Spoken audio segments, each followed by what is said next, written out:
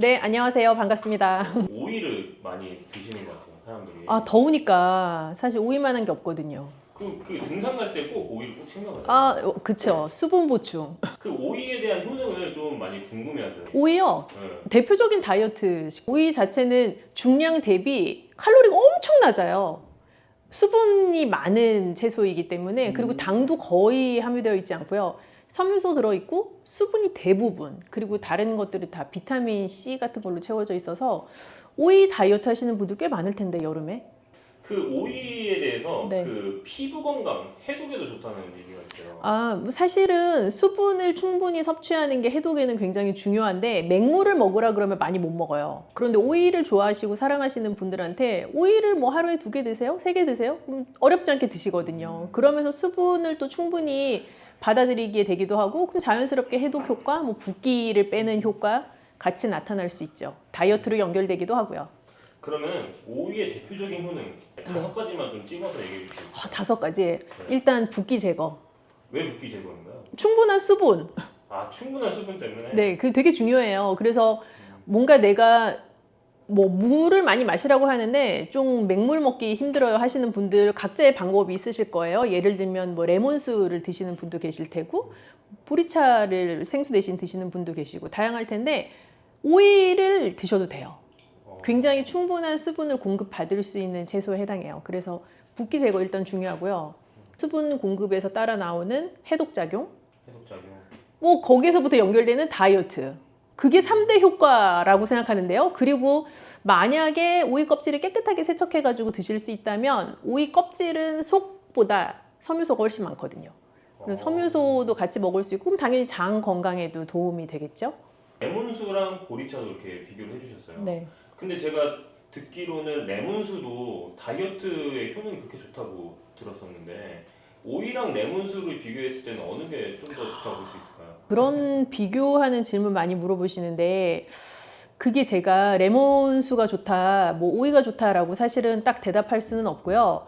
이거는 그렇게 생각하시면 돼요. 우리나라 사람들이 요즘 오이에 대해 불호인 분들이 많으세요, 꽤. 오이 안 드시는 분들은 뭐 토마토도 안 드시고 수박도 안 드시고 이제 그런 경우가 많은데, 오이 안 드시는 분들한테는 당연히 오이 먹으라 그래서 효과가 없겠죠? 그럼 본인의 방법을 찾는 거죠. 근데 나는 뭐 위장이 안 좋아, 위가 좀 예민하고 불편해 하시는 분들은 또 레몬수가 괜히 자극적일 수 있죠. 그래서 나한테 맞는 걸 찾아가시는 게 중요한 거죠. 좀 위장이 안 좋으신 분들은 그 레몬수 대신 오이로 다이어트를 하시는 게 좋고 네, 그렇게 생각하실 수 있죠. 예. 만약에 오이 알러지나 오이를 좀 불호하시는 분들은 레몬수를 드시면서 또 그럴 수 있죠.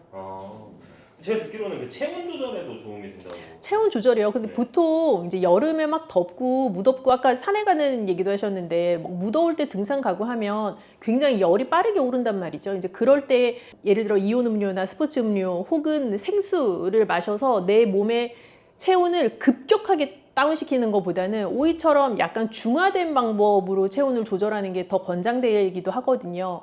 그래서 조금 천천히 적정한 밸런스로 체온을 돌이킬 수 있다는 장점이 있죠. 그럼 땀이 많이 났어요. 그럼 땀이 난다는 거는 수분만 빠져나가는 건 아니거든요. 내 몸에 있는 전해질이 같이 밖으로 나가는 건데, 그렇기 때문에 스포츠 음료, 이온 음료를 먹으면 수분도 먹는 거지만 전해질도 같이 공급을 받는 거라 생수보다는 이온 음료가 오히려 빠르게 수분과 전해질을 보충할 수 있다 라고들 알고 계시고, 그거는 맞는 말이긴 해요. 그런데 내가 굉장히 막 머리 끝까지 열이 오른 상태인데 정말 막 이가 시리고 차가울 만큼의 그 음료를 벌컥벌컥 마셔서 내 속은 굉장히 빨리 차가워지고 내 밖에는 아직 열이 남아있는 상태보다 내가 그냥 천천히 씹어 먹으면서 내부의 열을 같이 중화시켜 내보낼 수 있는 오이 같은 방법이 조금 더 안전한 방법일 수 있는 거죠. 나이가 들수록 더 그렇고요.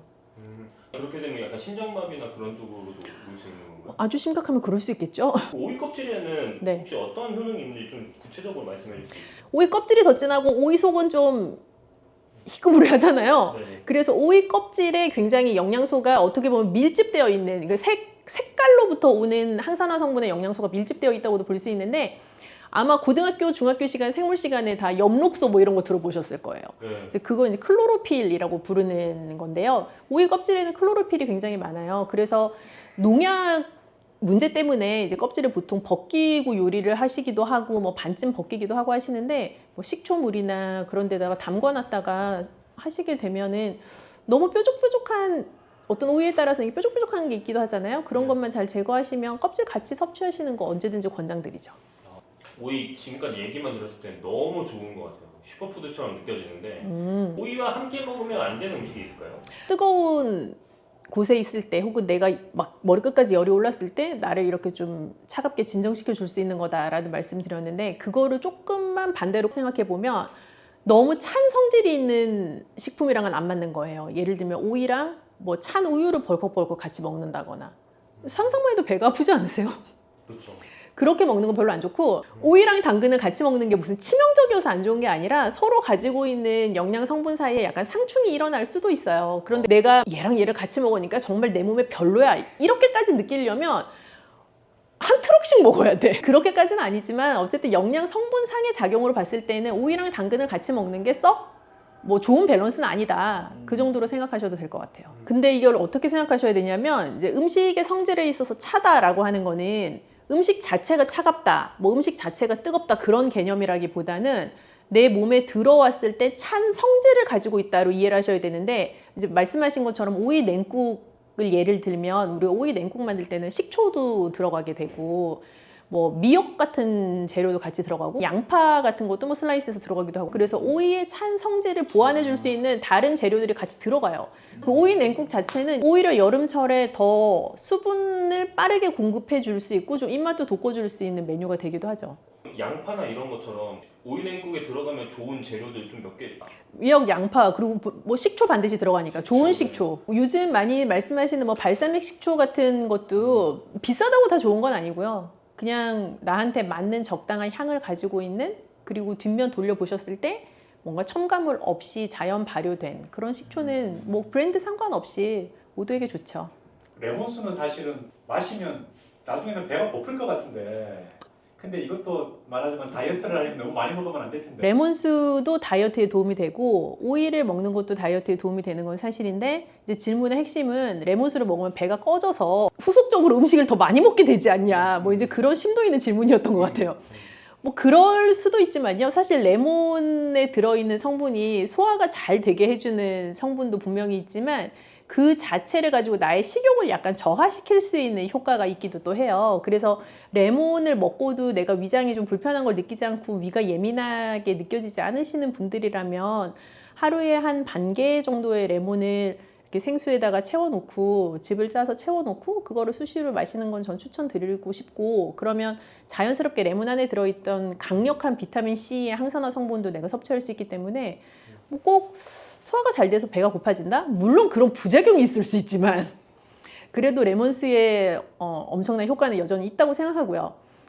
레몬수보다 나는 오이파야 하시는 분들은 오이를 많이 먹어서 열량을 과다 섭취하여 다이어트에 도움이 안 된다라고 생각하시려면 정말 한 2트럭 드셔야 돼요. 오이는 거의 열량이 없는 채소라고 생각하시면 돼서 오히려 과량의 오이를 먹었을 때 나타날 수 있는 문제는 뭐 설사가 난다거나 하는 이슈가 차라리 생길 수가 있죠. 이게 과열량을 섭취하게 되는 확률은 거의 없고요. 그래서 오이를 뭐 내가 하루에 몇 개까지 다이어트 할 때 먹어도 되냐, 그럼 제가 여기서 30개까지 드셔도 됩니다, 이렇게 말씀드릴 수는 없고, 뭐 하루에 한 양심적으로 한 3개 정도까지 되지 않을까. 왜냐하면 사실 이제 나이가 들수록 나타나는 공통 문제 중에 하나가 변비거든요.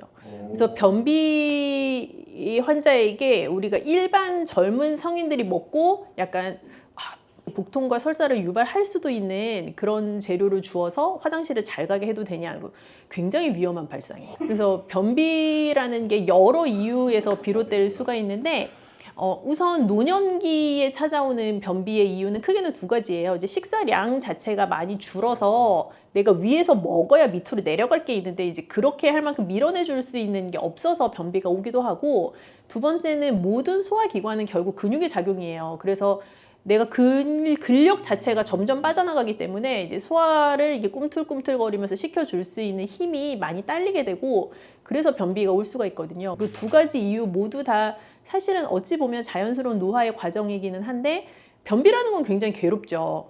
그러나 뭔가 배탈을 유발할 수 있을 것 같은 뭐 찬 우유 이런 거를 먹고 화장실에 가야지, 그건 되게 위험해요. 그래서 전혀 권하지 않습니다.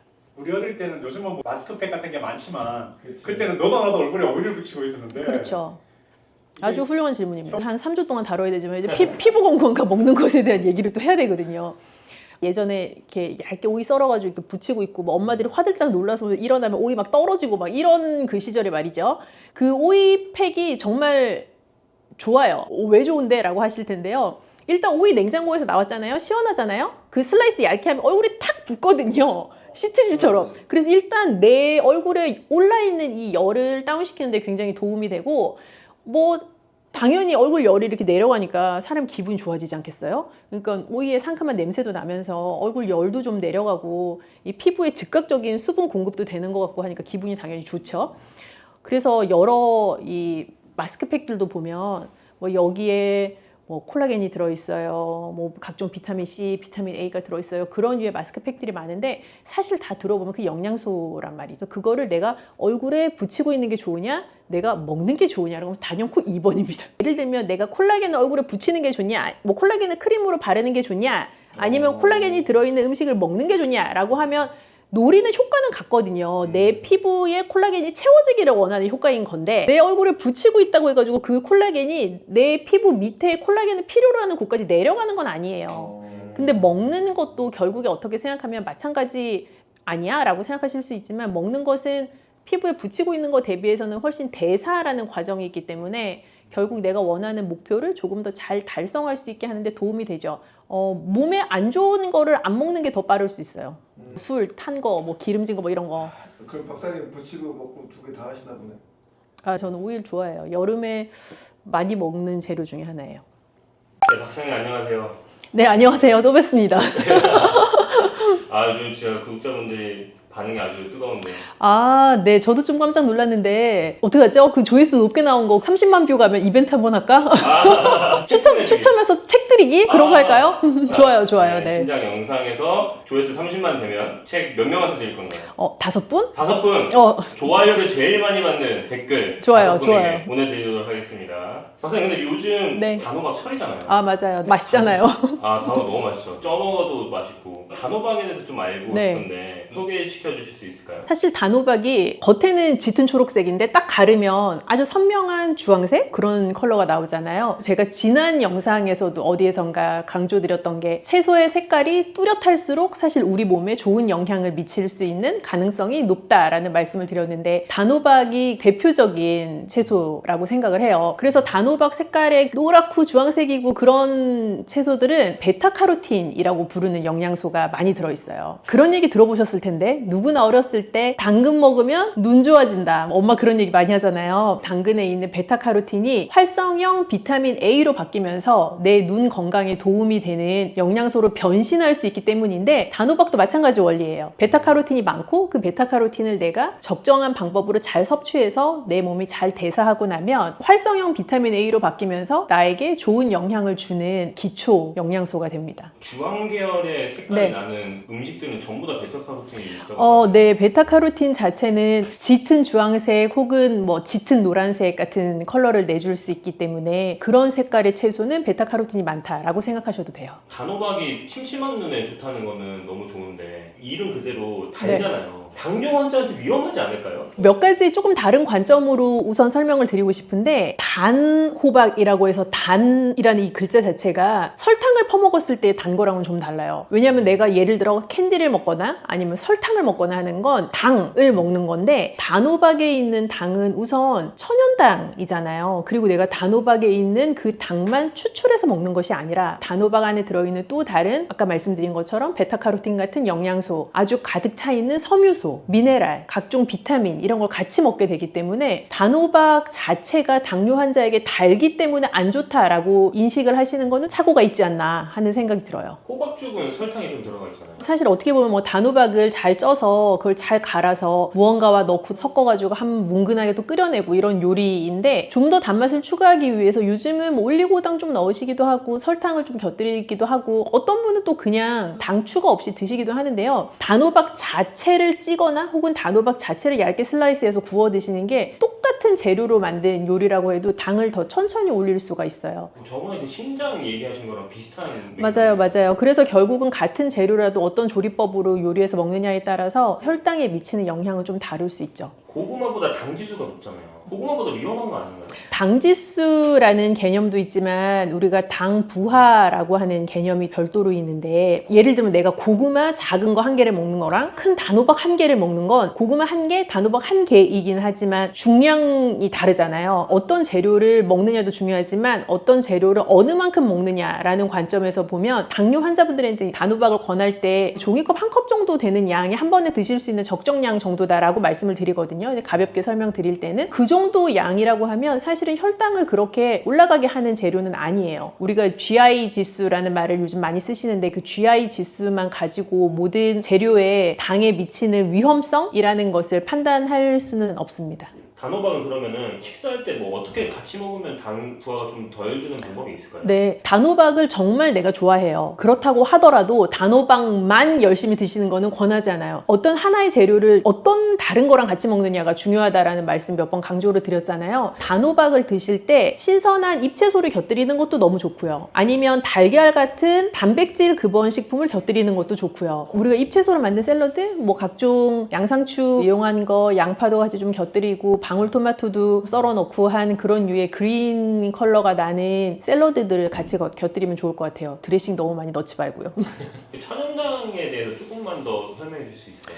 예를 들면 마시는 음료수를 한번 생각을 해볼게요. 내가 집에서 사과랑 찐 단호박이랑 잘 익은 바나나랑 그런 거를 넣고 믹서기에 잘 갈아요. 아무 설탕이나 올리고당 넣지 않고요. 그래도 달거든요. 설탕이나 올리고당 넣지 않았는데 왜 달죠? 자연적인 천연의 단맛, 그 천연당이 있기 때문에 단맛이 나는 건데요. 공장에서 나온 각종 음료들은 감미를 하죠. 인공당이 들어가 있는 것인데 천연당이라고 해도요. 인공당과 마찬가지로 과량을 먹게 되면 내 몸 안에서 중성지방으로 바뀌고 그게 내 간에 축적이 되면서 나를 살찌게 하거나 혹은 대사적으로 나를 불균형으로 이끌 수는 있어요. 하지만 인공당이 농축되어 있는 것만큼의 그 양을 천연당으로 먹기는 사실 쉽지가 않고, 자연에 있는 재료에서 포함되어 있는 천연당은 그 천연당 자체가 가지고 있는 건강한 단맛을 즐겁게 즐기면서도 재료 자체가 가지고 있는 당 말고 다른 좋은 영양소들, 섬유소, 자연에서부터 온 수분, 비타민, 미네랄, 단백질 그런 것들을 잘 같이 즐길 수 있는 재료이기 때문에 인공당이 많이 들어가 있는 식품이랑은 조금 다르죠. 당뇨 환자가 단호박을 안전하게 먹으려면은 어떻게 먹으면 좋을까요? 설탕을 첨가하지 않고 단호박만 드시는 건 괜찮아요. 예를 들어 단호박을 잘 쪄서 적당량 드시거나 혹은 얇게 슬라이스해서 뭐 기름을 많이 두르지 않고 팬에다가 구워서 노릇하게 드시거나 하는 건 너무 좋은 방법이고요. 제일 추천드리고 싶지 않은 거는 설탕이나 시럽 같은 거를 많이 넣은 단호박 라떼? 그런 거는 좀 별로입니다. 그래서 내가 무언가를 첨가하지 않고 자연 재료 자체를 건강하게 조리해서 먹는다라고 생각하시면 단호박을 충분히 건강하게 당뇨 환자분들도 즐기실 수 있는 간식이 되죠. 이런 여름철에 네네. 단호박을 먹으려면 하루에 단호박은 어떤 식으로 먹는 게 좋은지 아침, 점심, 저녁으로 좀 알려주세요. 일단 추천드리고 싶은 건 내가 아무리 좋아하는 재료라도 대놓고 먹는 거는 저는 추천드리고 싶지 않아요. 너무 내가 좋아하는 재료라고 해서 정말 삼시세끼 그 재료를 먹는 것보다는 적절하게 잘 드시고 다른 끼니에는 다른 영양소를 공급해 줄 수 있는 재료를 드시면 좋겠어요. 하루에 한 번 정도, 종이컵 한 컵 정도에 해당하는 단호박까지는 괜찮겠다라고 생각이 돼요. 그리고 조금 더 욕심을 부리자면 단백질 재료 곁들여서 드시고 또 다른 비타민이나 미네랄을 공급해 줄 수 있는 채소류, 신선한 과일들 같이 곁들여 드시면 좋을 것 같아요. 당뇨 환자도 조금 더 즐겁게 식사할 수 있는 방법이라고 생각한다면 고기하고 단호박을 같이 잘 볶아서 드시는 요리도 저는 추천하고 싶은데, 단호박 자체가 조리하기 전에는 꽤 단단한 과육이거든요. 얇게 슬라이스 하셔가지고 고기랑 같이 볶아내면 고기에 단맛도 좀 살짝 배이면서 단호박의 단맛도 좀 급대화가 되기도 하고요. 즐겁게 드실 수 있는 요리가 되죠. 요리 비결이 있는 그런 게 있을까요? 그런 요리의 비결은 또 제가 이런 거를 늘 하지 않습니까?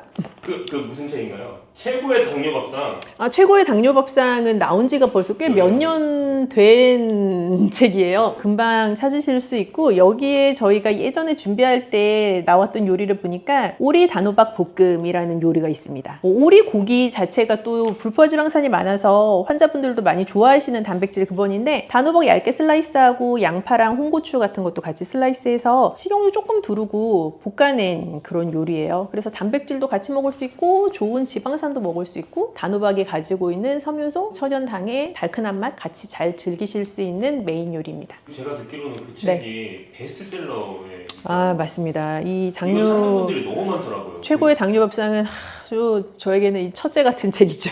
건강 부분 베스트셀러라고 쳐보면 나오는 건가요? 네, 뭐 최고의 당뇨 밥상 혹은 당뇨 식단, 당뇨 밥상 이렇게 검색하시면 아마 가장 먼저 만나실 수 있으실 거예요. 단호박은 사실 저온 저장이 가능한 채소이기 때문에 사계절 내내 좋아하시면 즐기실 수가 있어요. 제철에 먹는 단호박은 기분 좋은 느낌이 있으니까 좀 재미있게 맛있게 즐기셨으면 좋겠는데 가장 추천드리고 싶은 방법은 다른 첨가물 내가 추가적으로 넣지 않고 굽거나 쪄서 드시는 거 추천드리고 항상 강조드리지만 적당한 양만큼 드시는 거 굉장히 중요하고요. 근데 왜 좋다 그랬죠? 단호박이? 베타카로틴. 맞아요. 단호박은 베타카로틴이 많은 채소라고 말씀드렸는데 뚜렷한 주황색, 노란색을 가지고 있는 채소류들 즐기시면 눈 건강에도 도움이 되고 또 항산화 작용도 가지고 있으니까 당뇨 환자도 부담 없이 설탕 추가만 안 하신다면 잘 드시고 건강한 여름 나셨으면 좋겠습니다.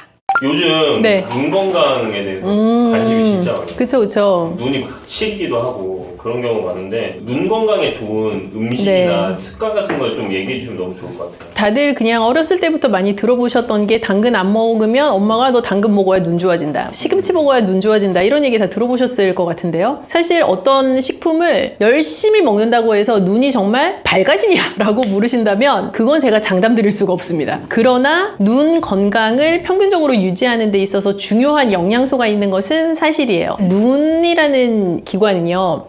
아주 미세한 신경 조직과 혈관 조직 기관이거든요. 그래서 눈 건강에 좋은 영향을 보려면 진짜 말초까지 영양이 충분히 공급이 되어야 된다는 뜻이기도 해요. 그래서 평균적으로 좋은 영양 상태를 가지고 있어야 되는 건 너무 당연하고요. 그리고 눈 건강에 특별히 강조하고 싶은 영양소가 요즘 많이들 영양제로 챙겨 드시는 뭐 루테인이나 제아젠틴 같은 경우도 뜨는 영양소이지만 전통적으로는 비타민 A, 오메가3 그리고 각종 비타민, 미네랄 같은 아주 미량 영양소들 그런 것들이 잘 밸런스가 합쳐져서 눈 건강에 영향을 미치게 되죠. 그러면 비타민 A에는 눈에 어떤 영향을 미치나요? 비타민 A 자체는 내 눈의 전반적인 건강을 보호하는 역할을 해요. 우리 왜 예전에 기억을 더듬어 보시면 가정가사, 요즘은 그 뭐라고 부르나요? 가정가사 아니고 무슨 과목이 있지 않을까? 중학교, 고등학교에? 기술과정. 기술과정, 다음 세대, 가정가사 다음에 실과, 지금 저 아저씨들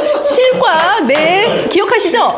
뭔가 하여튼 그런 시간에 무슨 영양소가 부족하면 무슨 증상이 온다라는 게 있었는데 비타민 A가 부족하면 무슨 증상이 온다고 했더라? 야맹증. 그쵸. 야맹증이 온다고 했단 말이야. 야맹증이라는 증상이 뭐예요? 밤에 잘 안 보이는 거거든요. 그러니까 결론적으로는 비타민 A가 부족하면 눈이 정상적으로 보여야 하는 작용을 못하게 된다라는 뜻인 거예요. 그 말 돌려서 생각해보면 비타민 A가 제대로 대사가 되고 내가 충분한 비타민 A를 섭취를 하고 있어야만 내 눈 건강에 좋은 영향이 있다라는 뜻이기도 하겠죠. 비타민 A의 대표가 될 수 있는 식품들은 또 어떤 게 있을까요? 비타민 A는 크게 식물성 재료에서부터 섭취할 수 있는 비타민 A랑 동물성 재료에서 섭취할 수 있는 비타민 A로 나눌 수가 있어요. 식물성 재료에서 섭취할 수 있는 비타민 A는 베타카로틴이라는 고유의 이름을 가지고 있고 단호박 편을 참고하세요.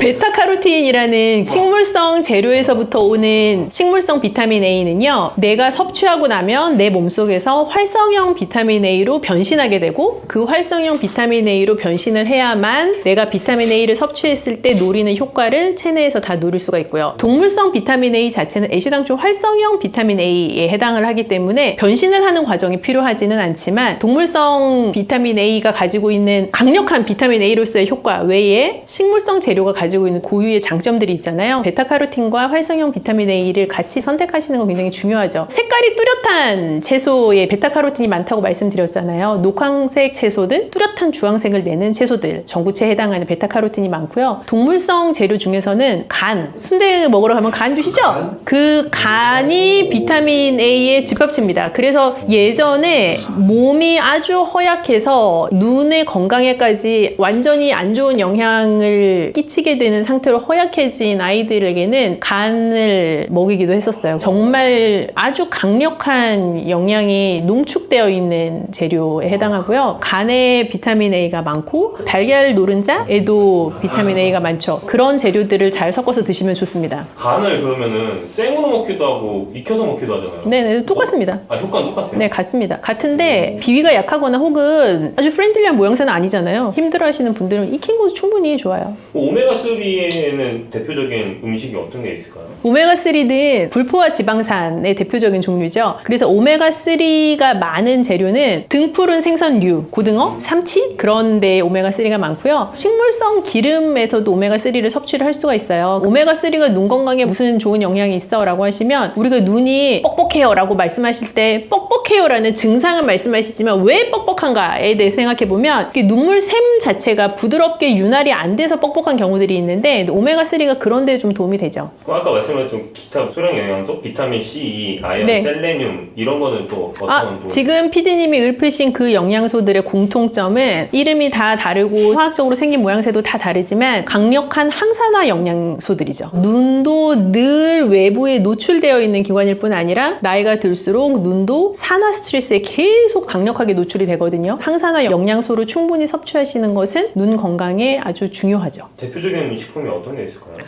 대부분 새콤한 맛을 낼 수 있는 과일들 혹은 견과류 그런 것들이 많죠. 저번에 말씀하셨던 키위 이런 것도 네, 해당 사항이 있을 수 있어요. 그리고 요즘 뜨고 있는 루테인, 제아잔틴 네, 루테인이나 제아잔틴 같은 경우는 영양제로만 먹어야 된다고 생각하시는 분들이 계실 수 있는데 영양제로 드셔서 효과를 보시는 분도 있지만 잘 모르겠던데 라고 하시는 분들도 꽤 계실 수 있어요. 오히려 식품을 통해서 섭취를 하시면 루테인, 제아잔틴 외에도 그 식품이 가지고 있는 고유의 다른 영양소를 같이 섭취하실 수 있어서 더 좋을 수가 있는데요. 특히 추천드리고 싶은 재료는 케일이에요. 그냥 먹으면 씁쓸하기도 하고 식이섬유소가 아주 강력하게 들어있어서 좀 질깃한 느낌이 나기도 하고 하는데요. 케일 자체에 루테인이 진짜 아주 풍부하게 들어있어서 사실 루테인의 보고라고 해도 과언이 아니고 파프리카 종류들도 좋아요. 노란 파프리카 같은 경우도 제아잔틴이 아주 많이 들어있는 그런 재료에 해당합니다. 케일 같은 경우는 네. 사람들이 그거를 주스로도 먹기도 하잖아요. 그쵸. 케일 주스로 드시는 것도 괜찮고 케일을 활용하실 수 있는 다른 여러 메뉴들 중에 저는 케일 쌈밥도 되게 좋다고 생각해요. 케일을 살짝 데쳐서 밥을 넣고 돌돌 말아가지고 드시는 요리인데 굉장히 간단하게 주먹밥처럼 한 끼 대용으로 드시기에 충분하기도 하고 언젠가 우리가 한번 했던 얘기 중에 생채소를 먹는 것보다 데쳐서 먹으면 더 많이 먹을 수 있다고 말씀드렸잖아요. 케일도 데치고 나면 부드러움이 가미되기도 하고 생케일에서 느낄 수 없었던 촉촉한 맛도 나서 케일 쌈밥도 되게 좋은 요리죠. 이런 것들을 충분히 섭취할 수 있는 그런 요리 레시피라는 게 또 따로 있을까요?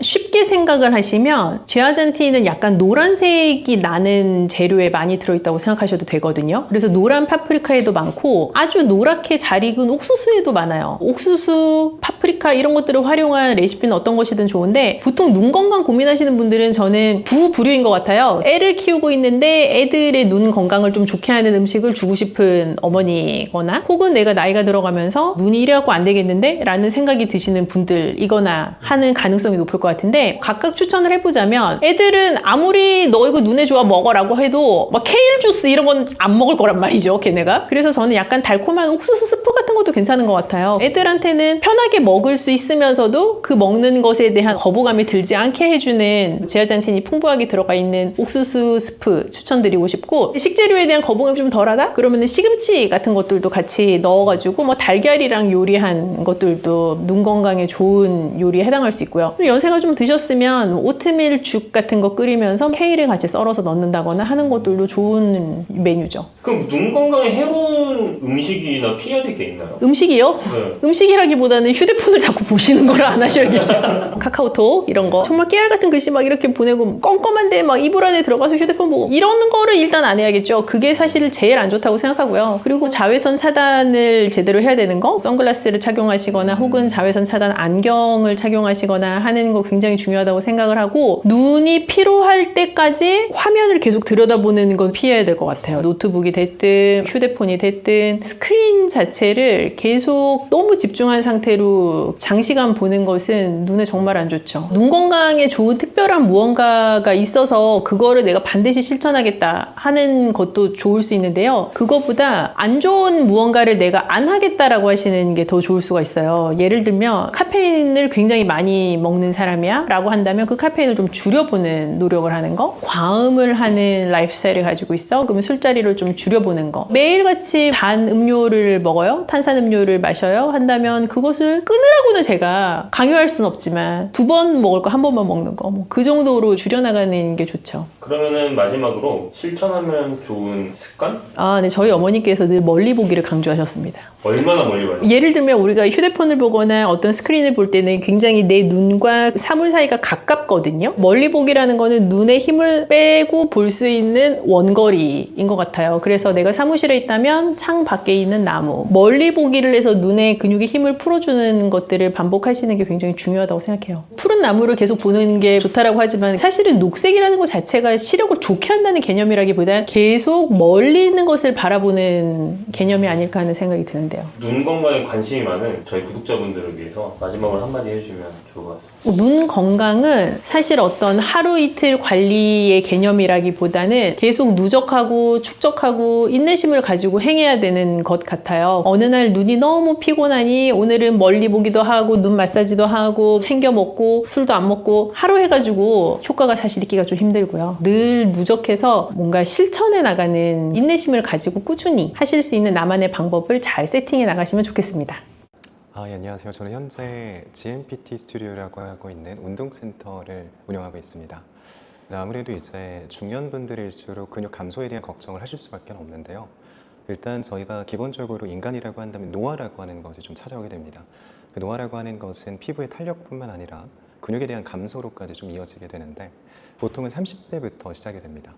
그러다 이제 40대 때부터도 매년 1%씩의 감소를 보이게 되고요. 그 다음에 이제 60세 이상이 되면 그 급격하게 떨어지는 현상을 나타나게 되죠. 아무래도 이제 관절에 대한 영향을 좀 저희가 생각을 해볼 수가 있는데요. 결국에는 이 근육이 지탱해 줄 수 있는 힘이 없으면 근육이 해야 되는 일을 관절이 하게 됩니다. 그럼 저희의 하중 자체를 관절이 받아내는 것만으로도 부담이 될 수가 있는 거죠. 그로 인해서 이제 관절에 관련된 그런 질환이라든지 골다공증과 같은 잘 알고 계시는 그런 부분들이 발병하게 되는 것이죠. 골다공증 예방에 걷기 운동은 그렇게 효율적이지 못할 수 있습니다. 저희가 걷기라고 하는 유산소 운동은 좋은 운동이 됩니다. 아무래도 이제 걷는 것만으로도 저희의 건강을 어느 정도는 확보를 해볼 수는 있으니까요. 다만 근력적인 부분은 좀 다릅니다.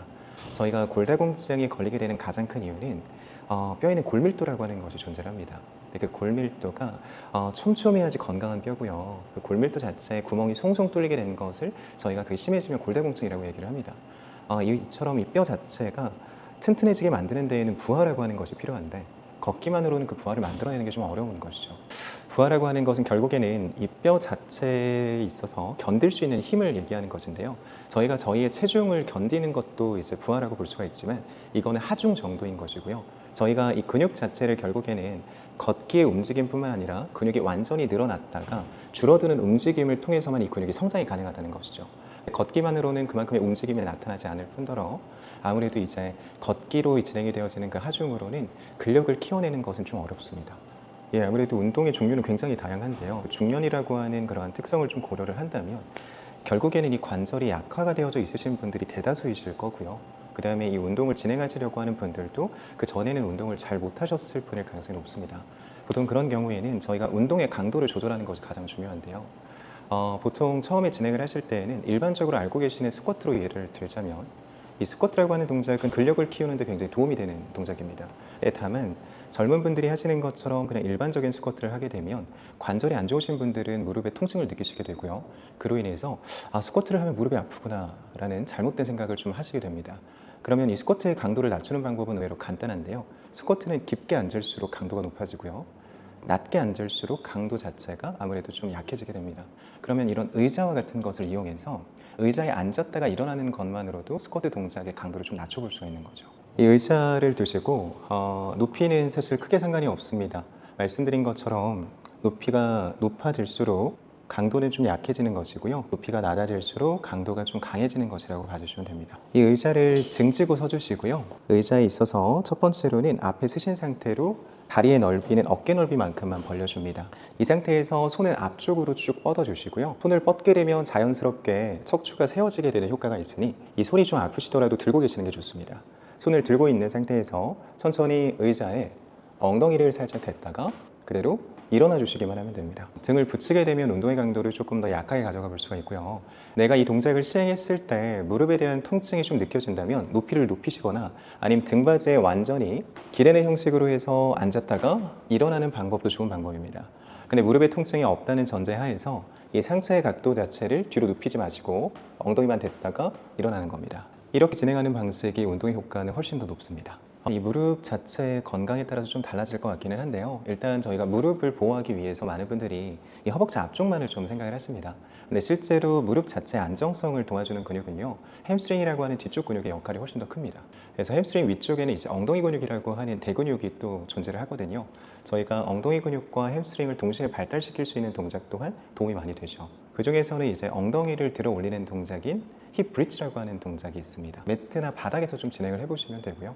네, 그 동작을 통해서 엉덩이라든지 허벅지 뒤쪽을 손쉽게 강화를 해볼 수 있습니다. 무릎뿐만이 아니라 이 허리 주변부에 통증이 있으신 분들이라든지 허리 주변부가 좀 안 좋으신 분들도 허리에 부담 없이 엉덩이하고 허벅지 뒤쪽을 키워볼 수 있는 동작입니다. 운동을 통해서 혈당이라든지 혈압을 조절하는 능력이 좀 좋아지게 되는데요. 그 이유는 생각보다 단순합니다. 저희가 이제 운동을 하는 도중에 이 혈관 자체가 일시적으로 확장이 됩니다. 그럼 그 확장이 된 혈관으로 인해서 혈액에 대한 운반이 잘 이루어지게 되겠죠. 좀 빨라지기도 할 것이고요.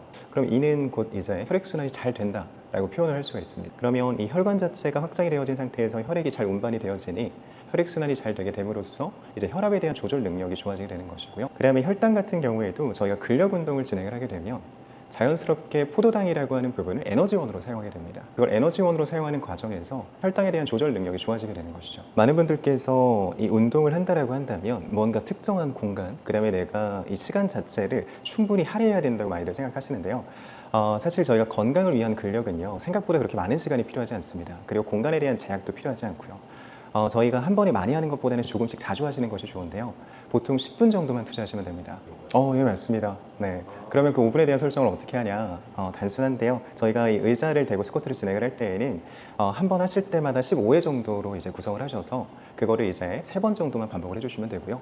네, 그 3번을 반복하시는 동안 5분 정도면 끝나실 겁니다. 물론 쉬는 시간은 조금 짧게 가져가 주시는 게 좋겠죠. 30초에서 1분 정도로만 쉬는 시간을 설정하셔서 3번의 반복을 해주시면 되고요. 힙 브리지도 마찬가지로 한 번 하실 때 15회 정도로 설정하셔서 3번만 반복해 주시면 됩니다. 네, 그럼 일단 스쿼트 동작부터 먼저 한번 보여드릴 텐데요. 자, 말씀드린 것처럼 다리는 어깨 넓이로 벌려주시고 손을 반드시 앞쪽으로 쭉 뻗어주세요. 손을 그대로 유지하신 채로 천천히 엉덩이를 의자에 댔다가 그대로 일어나 주시기만 하면 됩니다. 하나, 다시 엉덩이를 댔다가 그대로 일어나 주시면 됩니다.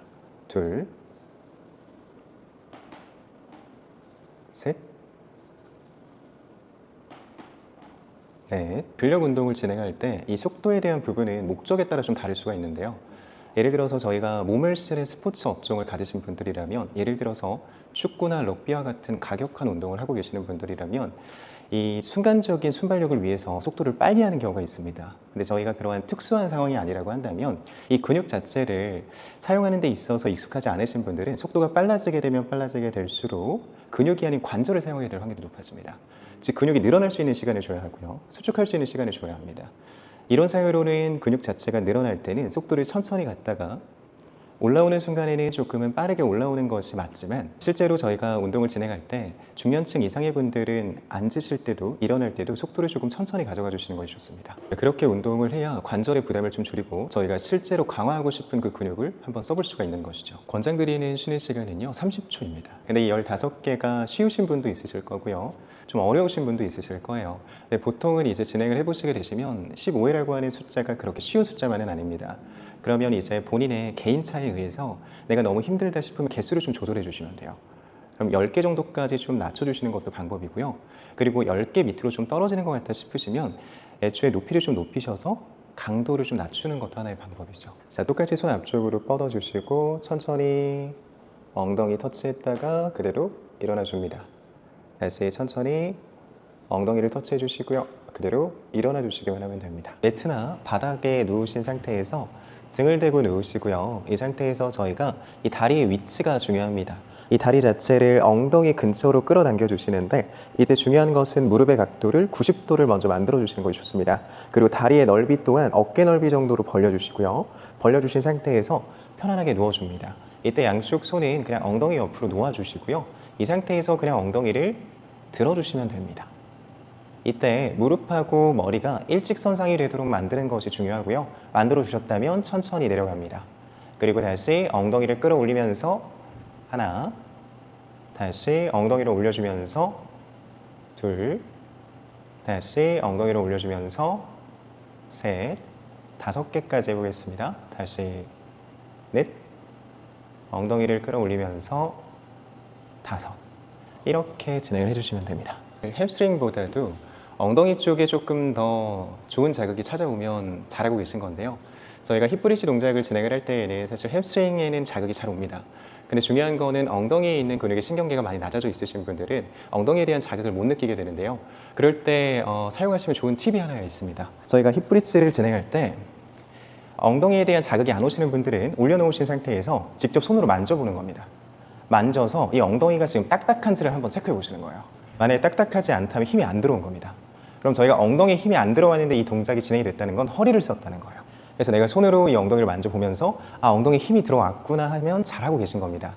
저희가 자극까지 느끼면 좋겠으나 실제로 신경계가 많이 낮아져 있으신 분들은 자극이 잘 안 느껴집니다. 그래서 손으로 딱딱한지 만져주시고 딱딱하다면 그대로 내려오셨다가 다시 올라가서 딱딱한지 체크하고 다시 내리시면 됩니다. 이렇게 진행하시면 저희가 허리를 좀 보호하면서 엉덩이하고 햄스트링을 좀 손쉽게 키워낼 수가 있는 거죠. 네, 마찬가지로 15회가 어려우신 분들은 개수를 좀 낮춰주시는 것이 좋은데요. 10개만 하셔도 괜찮습니다.